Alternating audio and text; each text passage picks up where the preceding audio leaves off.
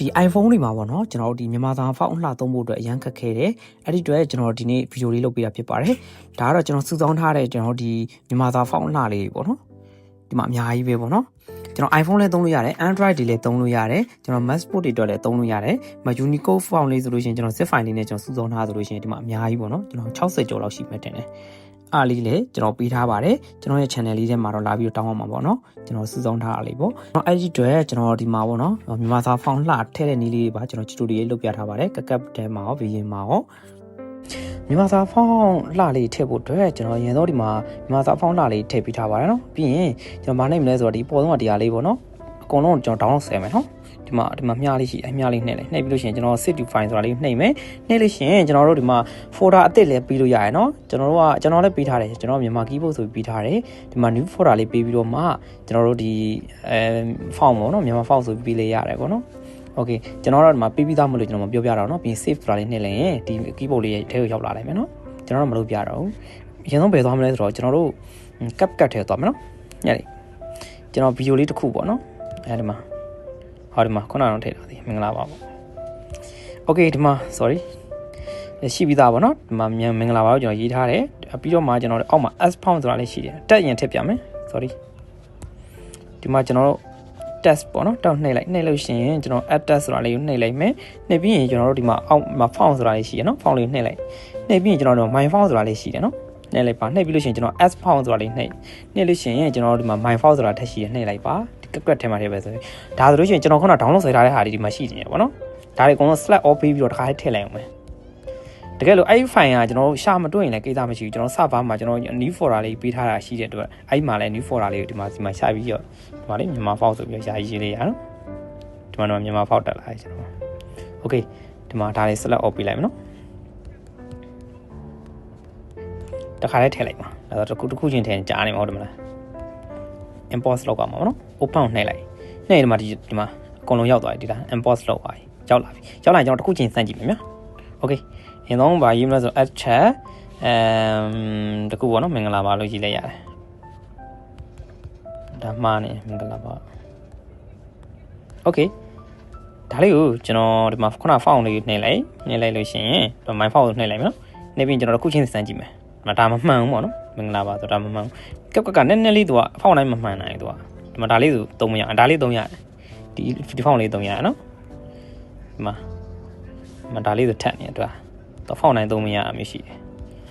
မမှန်ဘူးဒါလေးတော့သုံးရတယ်ကနည်းနည်းလေးချင်းများတယ်ပေါ့နော် font တိုင်းပြီးမသုံးဒါကျွန်တော် iPhone နဲ့လောက်တာမဟုတ်လို့ပေါ့နော်ဒီဟွာနဲ့လည်းရရင် Android နဲ့ဆိုရင်တော့ရနိုင်တယ်ပေါ့နော်အကုန်လုံးတော့မမှန်နိုင်ဘူးပေါ့နော်ဒါပေမဲ့ဒီလောက်လေးသုံးရဆိုကျွန်တော်တို့တော်တော်လေးဆင်ပြေတဲ့ထဲမှာပါတယ်ပေါ့ဒါလေးနော်သုံးလို့ရပြီနော်ဒါဆိုကတ်ထဲမှာရပါပြီ okay နောက်တစ်ခုကျွန်တော် VN နဲ့သွားမယ် VN နဲ့သွားမယ်ဆိုလို့ရှိရင်အရင်ဆုံးဒီမှာကျွန်တော်တစ်ခုရှိတယ်ပေါ့နော် okay ဒီမှာကျွန်တော်ခုနရေးထားတာရှိတယ်တက်သေးရေးပြမယ်နော်တက်သေးရေးဖို့အတွက်ကျွန်တော်ဒီမှာ tag ဆိုတာလေးနှိပ်လိုက်လို့ရှိရင်ကျွန်တော်ဒီမှာ title ဆိုတာလေးနှိပ်လိုက်မယ်နှိပ်ပြီးတော့ကျွန်တော်ဒီမှာ healing တွေပဲသွားလိုက်တော့မယ်ကြီးစကလုံးကြီးလို့ကျင်လို့ပေါ့နော်မြန်မာလိုလေးတစ်ခုရေးလိုက်တိုင်ကာ okay တိုင်ကာပေါ့နော် background လေးပေးထားလိုက်မယ်တော့ပိုတိတောင်အောင်နော်ကြီးလေးလောက်လိုက် okay site လေးကြည့်လိုက်မယ် okay ပြီးရင်ကျွန်တော် font ဆိုတာလေးနှိပ်လိုက်မယ်နှိပ်ပြီးရင်ကျွန်တော်တို့ဒီမှာ s font ဆိုတာလေးပေါ်မယ်ဒီနေရာလေးကိုသွားတာနော်ဒါလေးနှိပ်လိုက်ဒါ test တွေပေါ့နော် okay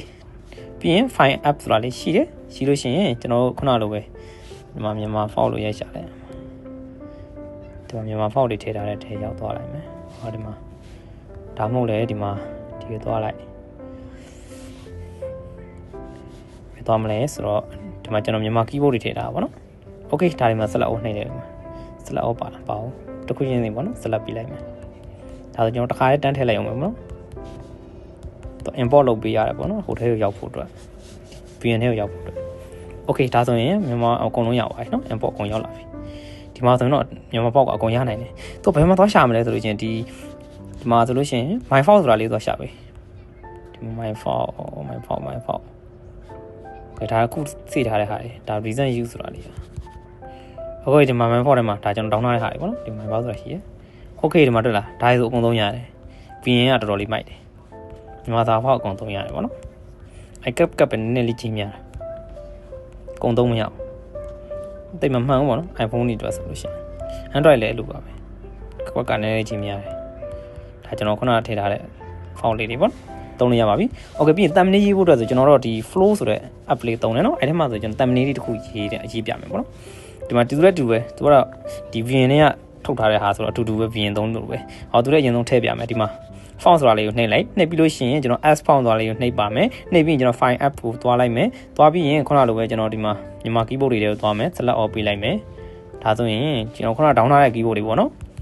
အကုန်လုံးကအောက်မှာ select all ပါတယ် select all နှိပ်လိုက်ပြီးတော့ဒီမှာ open ဆိုတာလေးအပေါ်ဆုံးကနှိပ်လိုက် Okay ဒါဆိုရင်အကုန်ရောက်လာပါပြီဒီမှာဆက်ပွင့်ပေါ့ရသွားပြီရသွားရင်ကျွန်တော်တစ်ခုချင်းစမ်းကြည့်လိုက်မယ်နော်ဒီမှာ test ဆိုတာလေးနှိပ်လိုက်နှိပ်လို့ရှိရင်ဒီမှာtest ကပေါ်လာပြီပေါ်လာတဲ့အချိန်မှာကျွန်တော်ဒီ test ကိုနှိပ်ပြီးတော့ရေးရမှာပါတရုပ်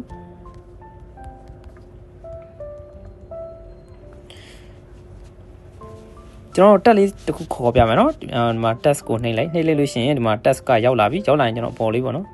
ဒီတော့အပေါ်လေးတင်မယ်ပြီးတော့ background လေးပေါ့နော်ဒါလေးနှိပ်လိုက်ပြီးအယောင်ပြောင်းပါ background လေးထည့်ပြီးတော့ဒီမှာ background ဆိုတာရေးပေါ်တယ်အယောင်လေးပေါ်အောင်တိတောင်အောင်လို့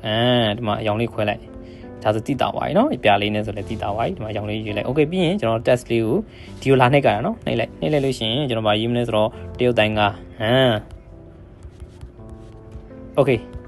အဲ့ဆိုပေါ်လာပြီလို့ရှိရင်ကျွန်တော်ဗာနှိပ်မလဲဆိုဒီမှာ test ကိုနှိပ်လိုက် test မှာကျွန်တော်တက်တွေသွားရေးမှာပေါ့နော်ခုနလိုပဲခုနကျွန်တော်တို့ download ဆွဲထားတဲ့ဒီမှာ my file ဆိုတဲ့မှာနော်ဒီမှာမြန်မာတစ်ခုချင်းစီစမ်းပြီးတော့မှသုံးကြည့်လို့ရပါတယ်ဒီမှာတူပဲတော့ VN နဲ့ဆိုတော့အကုန်သုံးလို့ရတယ်အလှအဖောက်အကုန်သုံးလို့ရတယ်နော်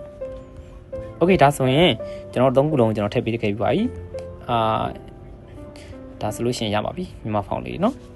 ထည့်ကြည့်ကြပါ